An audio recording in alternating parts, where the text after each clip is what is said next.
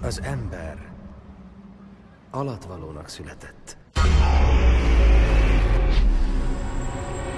És a végén mindenki csak magára számíthat.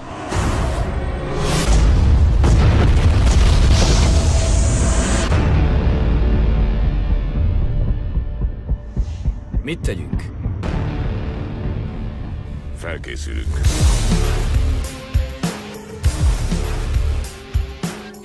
Úgy gondoltuk, hogy összegyűjtünk egy csapat különleges embert.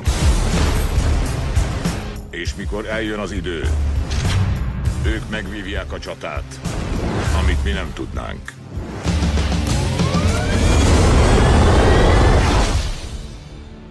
Uraim, felkészültek rá, hogy megtegyék.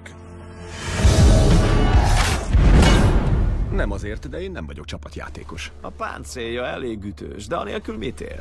Zseni vagyok, milliárdos playboy és emberbarát.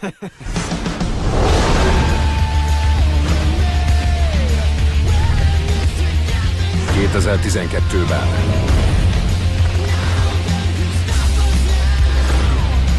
Ha nem tudjuk megvédeni a Földet, az ziher, hogy bosszút állunk.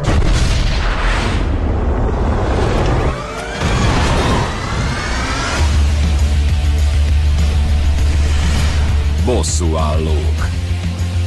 Dr. Banner, az ön munkája páratlan, és imádom, ahogy kiborul és dühöngő zöld szörnyé alakul.